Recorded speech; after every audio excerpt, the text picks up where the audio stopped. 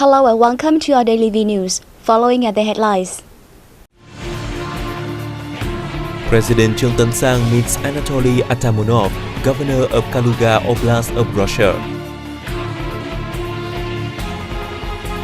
Vietnam attends Lan Kang Mekong Cooperation Leaders Meeting. Seminar seeks to boost Vietnam-US relations.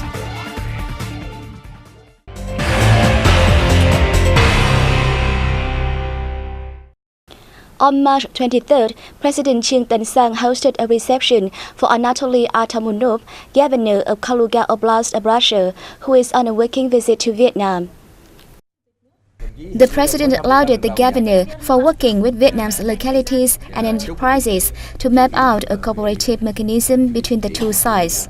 He said the economic bilateral relationship has not fully tapped its potential and requested the governor and Russia's authorities to join hands with a view to effectively realizing agreements signed between the two sides.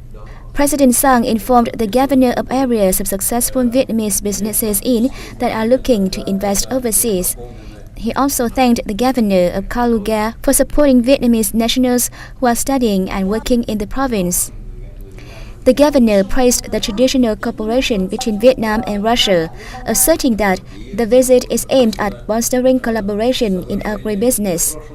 He briefed the president on the potentials and advantages of Kaluga and stressed the province is implementing several policies to attract investment. On the same day, President Trương Tấn Sang met with Singaporean Ambassador before the conclusion of his working term in Vietnam. President Sang said during his term, the ambassador has contributed to boosting the comprehensive relations between Vietnam and Singapore, with an economic connectivity program being a highlight. The ambassador informed the state leader of the progress of Singapore's projects in Vietnam. He said he believes in the next 1 or 2 years, Singaporean investment in the country will see a marked increase. Leaders from 6 countries along the Lan Kang Mekong River convened in Sanya of China's Hainan province on March 23rd to discuss future cooperation. Vietnamese Deputy Prime Minister Phạm Bình Minh attended the meeting. The first Lan Kang Mekong Cooperation Leaders Meeting was themed Shared River, Shared Future. It was also attended by Chinese Premier Li Keqiang, Thai Prime Minister Prayut Chan-o-cha, Cambodian Prime Minister Hun Sen, Lao Prime Minister Thongsin Thamavong, and Vice President of Myanmar Sai Mok Kham. The establishment of a Lan Kang Mekong cooperation and dialogue mechanism is expected to further enhance trust among participating nations, tighten exchanges, and boost development. Deputy Prime Minister Minh said Vietnam highly appreciates China's initiative in conducting the meeting, opening up opportunities for leaders of the Mekong countries to discuss their visions and orient cooperation towards sustainable development of the Mekong sub-region, especially at a time when it is facing challenges such as environmental degradation and climate change. The same day, Deputy Prime Minister Phạm Bình Minh had a meeting with Chinese Premier Li Keqiang, during which he said Vietnam always prioritizes solidifying and strengthening its friendly neighborliness and comprehensive cooperation with China. Minh expressed his concern over the recent developments in the East Sea and asked China to fully implement the high-level agreements and common perception. He also thanked the Chinese government for responding to Vietnam's proposal on releasing water from its Jing Hong hydropower station reservoir into the lower Mekong River in order to deal with droughts. Premier Li Keqiang welcomed Deputy Prime Minister Bình Minh to the first Lan Kang Mekong Cooperation Leaders Meeting and the 2016 Boao Forum for Asia, stressing that China highly valued the growing friendship between Vietnam and China. Earlier, Deputy Prime Minister Bình Minh had a bilateral meeting with Deputy Prime Minister of Russia, Arkady Dvorkovich. At the meeting, both sides stressed the need to hasten the ratification of the Vietnam-Eurasia Economic Union Free Trade Agreement. The two Deputy Prime Ministers also agreed to strengthen cooperation between Russia and Vietnam, as well as other ASEAN member states, in preparation for the ASEAN-Russia Summit to mark 20 years of partnership. A seminar took place in Hanoi on March 23rd as part of activities to boost Vietnam-US relations in politics, economics, and social culture prior to President Barack Obama's visit to Vietnam in May. In recent years, Vietnam and the U.S. cooperation has seen great stride across many spheres, with two-way trade increasing by 2% to over $41 billion in 2015. Vietnam's foreign ministry expressed its wish that U.S. will further facilitate bilateral trade, eliminating tariff barriers, particularly on Vietnamese agricultural products, as well as creating opportunities for Vietnamese businesses to participate in the global production chains that the U.S. has an advantage in. U.S. Ambassador to Vietnam Ted Osius affirmed the signing of the Trans-Pacific Partnership Agreement has contributed greatly to trade relations between the two countries. He expressed his hope that Vietnamese localities will strengthen its cooperation with U.S. businesses, working towards elevating U.S. position as a leading investor in the country.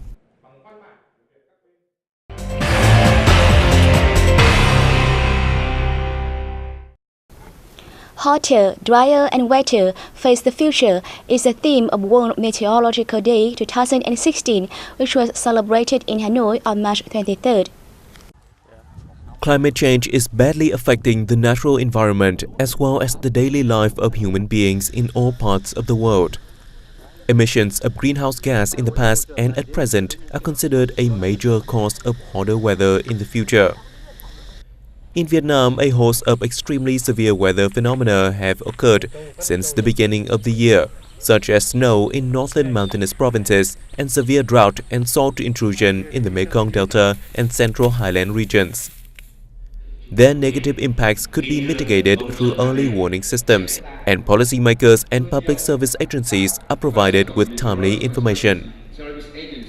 Launched in 1961, World Meteorological Day is intended to raise public awareness about climate change adaptation, as natural disasters have become more complicated and fiercer. The national flag carrier Vietnam Airlines is working hard to tighten security for its flights to Europe amid a series of bomb attacks in Brussels airport and metro station.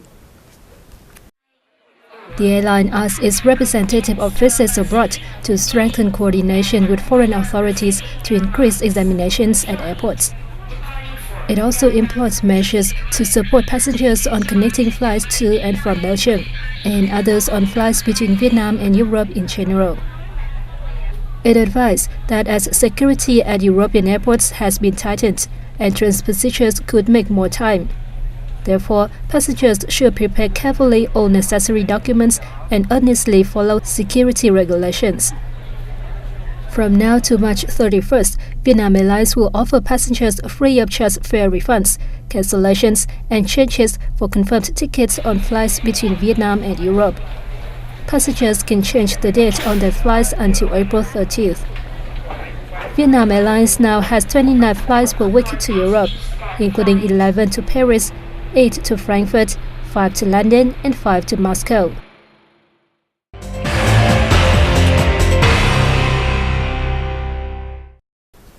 The Prime Minister has assigned relevant agencies to prepare all necessary paperwork for the nomination of swan singing to be recognized as an intangible cultural heritage of humanity. The paper should be submitted to UNESCO before March 31st. Swan singing originates in the northern Midland province of Phu Thọ and is performed in communal halls during spring festivals. For this reason, it is also called Hát Cửa Đình, singing in front of the communal house. The singing is accompanied by dancing and musical instruments such as clappers and drums. Four swan guilds still exist: An Thái, Phu Đức, Kim Đới, and Thét in Kim Đức and Phương Lâu communes of Phu Thọ province. It is believed to date back to the time of the Hung kings, from 2890 BC to 250 BC. It is a form of entertainment, but it also honors the Hung kings, the founders of the nation, and village guardian spirits.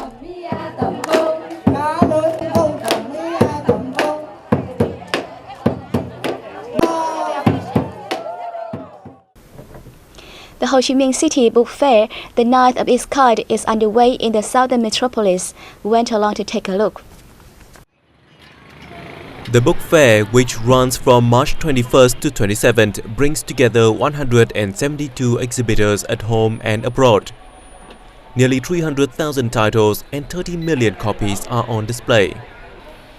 The 9th edition of the book fair is considered the largest ever in all terms.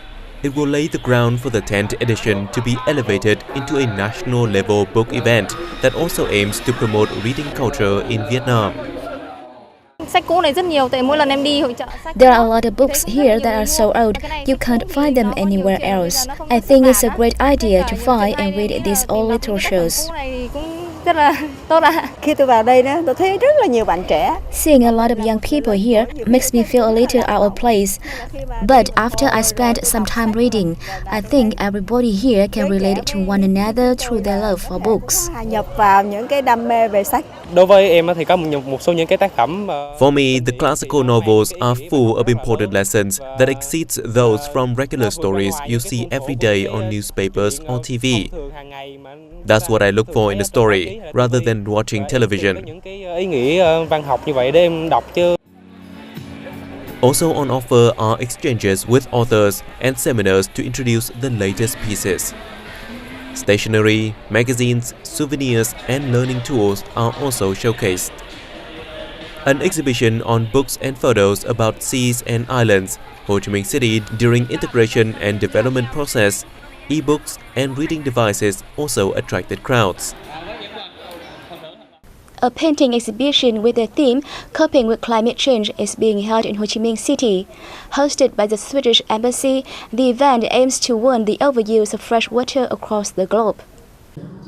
Initiated in 2010, the exhibition has been present in more than 20 countries all over the world, such as France, Brazil, Greece, Russia, and Israel, attracting as many as 200,000 visitors. It is one of the Swedish Embassy's efforts to calling on everybody to protect and avoid overusing water sources. Vietnam is suffering the aftermath of climate change. Severe drought and salt intrusion in the Mekong Delta, South Central and Central Highland regions are causing a lack of fresh water for the local residents. In the 1970s, the environment in Sweden was badly polluted, as 100% of household garbage was discharged directly to rubbish dumps.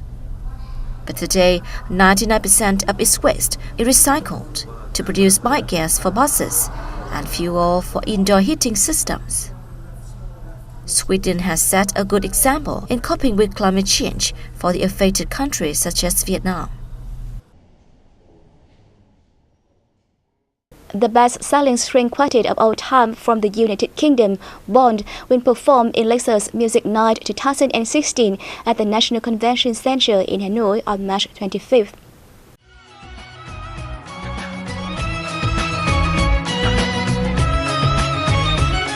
During the first ever music show, Bond will entertain the audience with its best pieces, upon which their fame has been built. In particular, this will be the first time that the unique sound of Bond will be harmonized with the talented vocals of Vietnamese artists. The audience will experience an amazing harmony between contemporary music and classical crossover. Hailed in the global press as the spigons of classical music, Bond was the first band in the world to pursue classical crossover with impressive pieces of classical music remixed in a more exciting modern way. Directed by musician Nguyen Phu Trong, the music night will open at 8 p.m. and admission is free.